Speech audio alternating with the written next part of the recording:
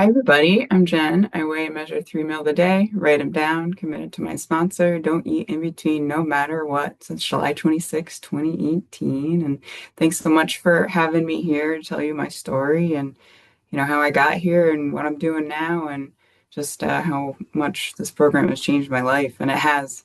I'm definitely work in progress, but I'm not who I used to be. And I'm so grateful for that. And, the person before you is way different. In the past had a lot of self-hatred and self-consciousness, and I still have some of that issues, but like I don't eat over it. I can feel the feelings now. So like I love my food. I love to prepare it and to be able to share it with other people when I can. And food is helping me now. So in the past, it didn't. I mean, it was my friend. Like my food was definitely somebody.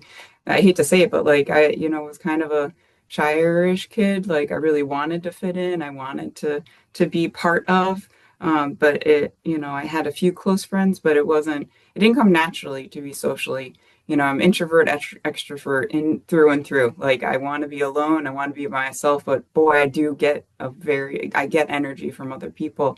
But I didn't know that. I didn't, it's not until the clarity of putting down the food that I understood more about myself. And, I had a pretty, I think, normalish childhood. Like I just found from a young age that, I really enjoyed having the things. And, I like to hang out with kids, but more often than not, they were a little chaotic for me. And I'd spend more time as, an only child, I spent more time with adults and I enjoyed more adult conversation. And honestly, if you're at a party, the adults are in there with the food and with the drinks. And I'd run out and play on the trampoline, or I'd go play the video game. But then I was like, "Okay, boring, bye," and I go back. I wanted, the whatever specialty thing, was there.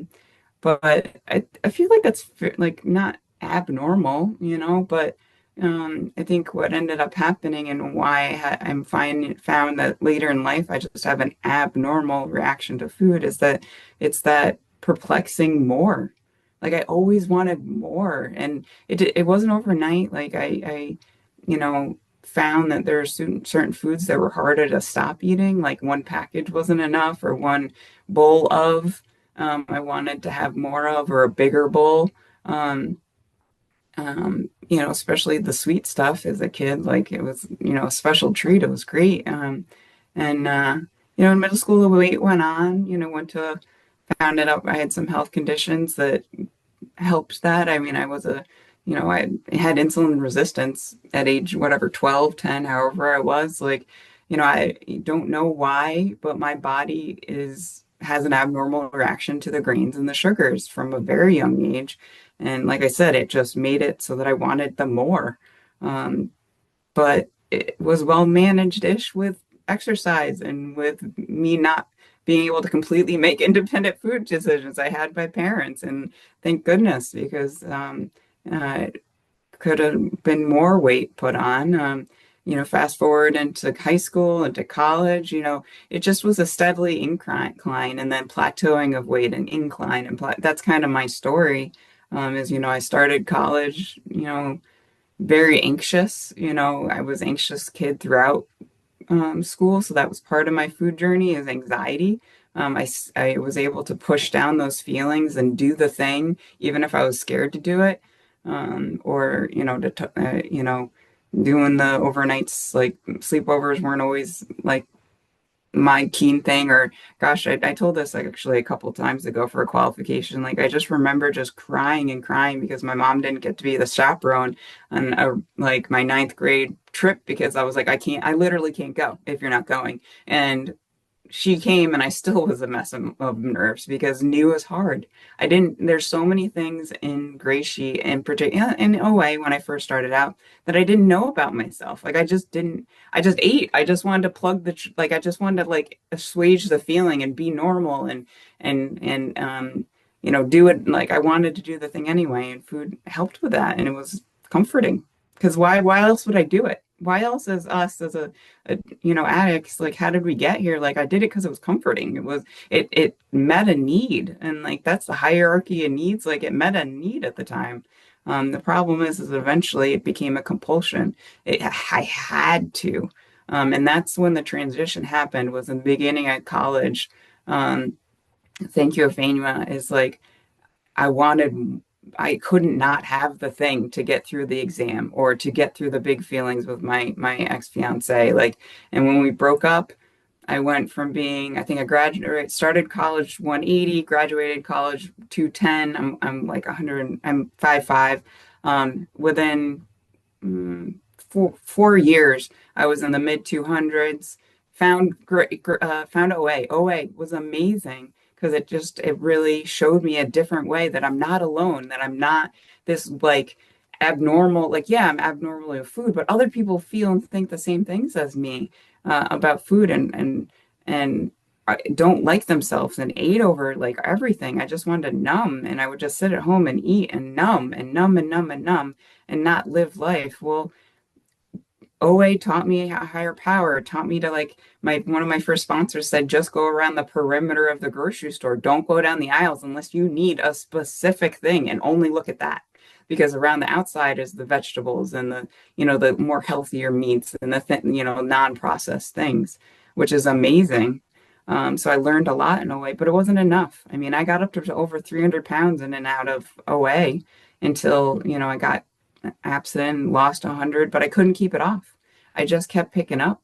And I did that for 8 years. And it was a hard time of feeling like I'm here, I'm fitting in, this is going to work, and then it doesn't, feeling depressed that I'm not like the lucky one that can do it. And then I found Gray Sheet, and that's why I only have like 4 minutes. I talk too much about my early stuff, but Gray Sheet, like it's a threefold disease. It's the food, it's the feelings, so your spiritual life and just that it's that the addiction to the food I had to put down first. So the Gray Sheet taught me how to like put the food down first, commit it to someone else, and it's done.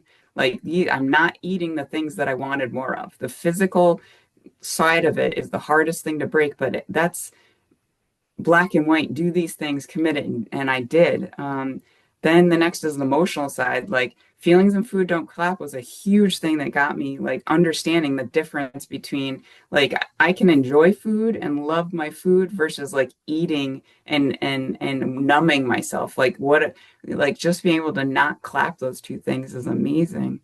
Um, and then the spiritual side of it is taking a longer hold on me. Like it's just harder for me to like really have that spiritual connection. But I'm doing like a step study or a AWOL, I should say, and that's helping me.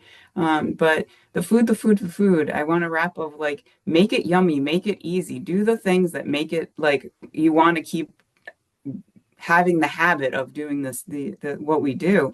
And for me, I do batch cooking. That really helps me. I have the best knives. Don't wait if you're like keep going. Oh, I don't want to spend the money, and then just do it. We chop a lot, guys. We spend a freaking long time like prepping our food. Make it easy.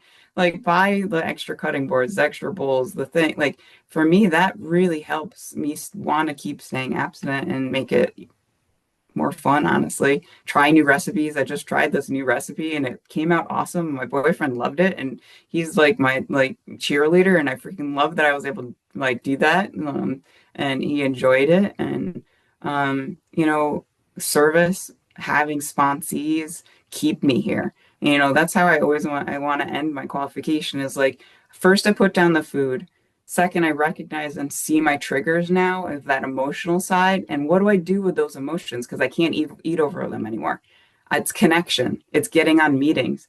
The opposite of addiction is connection. I have to get out of my own head. I have to say the thing that is so mean. Like I still have occasional moments. I say the worst things that I'd never say to my best friend or even my worst enemy to my own head. And I need to say those out loud to someone else and have someone like hear me so I can get it out of me so that I don't eat over it. And qualifying helps me a lot because then I can be like, here I was, this is where I am right now, and see all of you and be like, look at these people with all this time, or look at this person that is just have a day. And like it just reminds me of like life is just this range and I can be part of it and I feel part of here. I feel like I'm in a community of like we all get what like Joe Schmo on the road or somebody at work, they're not going to understand why I weigh and measure. Like they don't know what I do. I always bring my own food. They don't get it, but you guys get it. I do this because it allows me to have a life. And this last, like, I'm probably almost done here, soon here. Oh, 5 minutes left. Oh, great. I just, the thing about it is, if I had to choose to do what we're doing, like a normie, why would a normie do this? Like it's so restricting. I do this because it's so freeing. Like, just sit with that for a second. Like, the reason I do this is because the compulsion gets relieved. That net, like that, there's one gray sheeter that says that clicking in your head, that da da da da da da da da da, like, when am I going to hang? Or can I have this? Is this too much? Like, well, if I go to grocery for the second time today, what will they think of me if I buy like two more bags of the thing because I know I'm going to eat it? Like, it just quiets it slowly through my life. It just slows it down in my head. And it's only through the miracle of this program because that we're all here. How many people do we got on here? Freaking 22 people on a Saturday at, well, West Coast time, 8 o'clock, like 11 o'clock Eastern, where I am. Like, I could be doing so many other things, but I'm on here and I'm qualifying because this program has changed my life, and I hope I can say something that helps change yours. And no, you're not alone. You're not alone, and like going to a party and like trying to decide, do I eat beforehand, do I eat after it, or are these people safe people that accept me, can I eat there, will they have something I can eat there, like is it people who know me enough I can trust them, to make something I can eat. Like, it's complicated and it's hard to make those decisions, but the more I'm here, I understand how to make those decisions because I've talked to you. Like, oh, one of my favorite things of like, how do you go out to eat for a business like luncheon? Like, I didn't know how to do that. And the coworker I was going with, I know his history. His sister's a dietitian, and he's told me all the things. And he's overweight, and you know what I mean. Like, he doesn't get it, and I just tell him I do a weigh and measure food plan, and he doesn't understand. But I went out to this lunch with a client. And, somebody in this meeting, one of these meetings had told me, just break the ice. Just literally, when you sit down and everybody's distracted trying to figure out what they're going to eat on the menu, pull out your scale and put it on the table. Like, if they're going to ask questions, get it over with then, not when the food just got delivered and you're trying to weigh and you're self-conscious and you're worried about like making sure you got it right and did they bring you the right thing. Like, if they're going to ask you questions, they're going to want to pick what they're going to want to eat. Like, you know what I mean? So like, it kind of like, oh, what's that? Oh, that's interesting. And they can, like, it worked like a charm. And this client, and we have like an amazing relationship now, is like, oh my gosh, my daughter, and goes in about how she's gluten and been trying to figure out this soy stuff. And she is like stripped everything. And he just so related. He's like, I'm so glad you found something that works for you. Like, it was beautiful. I can't say that's all my experiences. I've had many of like the complete opposite where they were like, just, well, it's just like, why do you have to ask? Just eat it. Like, why do you have to, like, that's embarrassing. But now I know that he's safe to go out with, and I would go out to lunch with him again. And I could have chosen, I have choice about how I handle my food now. I could have chosen to eat beforehand or on the drive back from this. It was like an hour and a half drive back. I could have made that choice for myself, like what would, ease me. Um, and, choices are part of the freedom of life.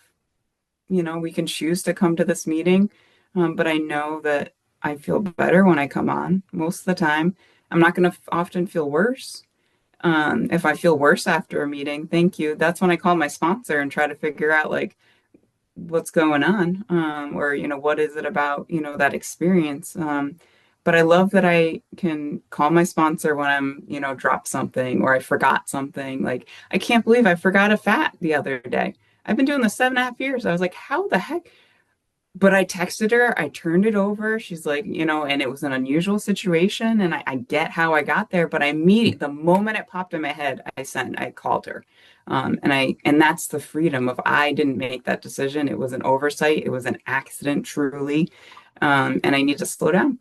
And I think that's what's amazing about this program. And, I,